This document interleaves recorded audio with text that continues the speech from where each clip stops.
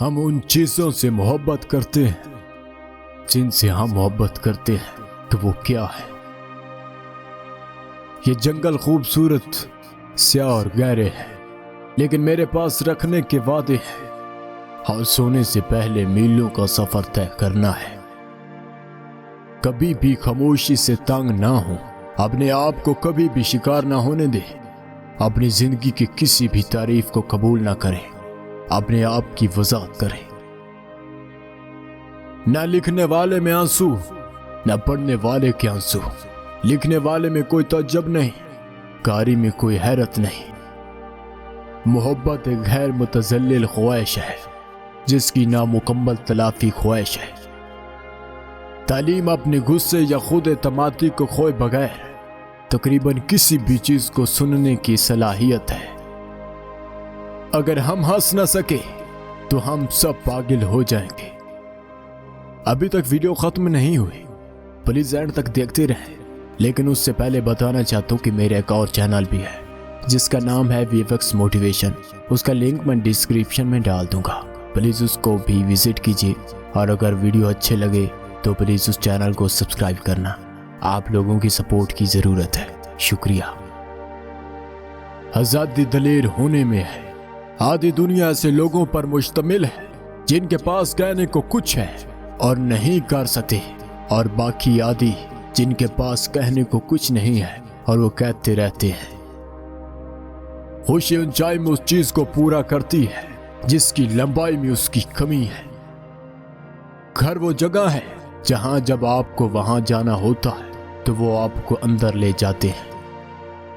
मुझे मेरी बकवास माफ कर दो, जैसे मैं उन लोगों की बकवास को भी माफ करता हूं जो समझते हैं कि वो अकल से बात करते हैं।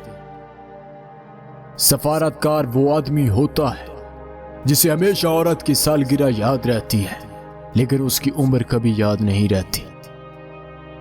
असातिज़ा की दो किस्में हैं, वो किस्म जो आपको बटेरे की इतनी गोलियों से भर देती है कि आप हिल नहीं सकते, और वो किस्म जो आपको थोड़ा सा पीछे छोड़ देती है और आप आसमान पर छलांग लगा देते हैं। दोपहर को मालूम है कि सुबह ने कभी शक नहीं किया। शायरी तब होती है जब किसी जज्बात को अपनी सोच मिल जाए और सोच को अल्फाज मिल जाए। एक मां को अपने लड़के को मर्द बनाने में 20 साल लगते हैं और दूसरी औरत इसे 20 मिनट में बेवकूफ बनाती है। आप कितनी चीजों की कोशिश करेंगे अगर आप जानते हैं कि आप नाकाम नहीं हो सकते हैं। दुनिया आमादा लोगों से भरी पड़ी है, कुछ काम करने के लिए तैयार है, बाकी उन्हें करने के लिए तैयार है। सोच का मतलब इत्तफाक या इख्तलाफ नहीं है, ये वोटिंग है। दिमाग एक शानदार औज़ू है, ये उस वक्त काम करना शुरू कर देता है जब आप सुबह उठते हैं और जब तक आप दफ्तर में दाखिल नहीं होते बंद नहीं होता। सड़क के दरमियान वो जगह जहां सफेद लकीर है और ये गाड़ी चलाने के लिए बदतरीन जगह है। मैं पढ़ाने पर यकीन रखता हूं लेकिन मैं स्कूल जाने पर यकीन नहीं रखता।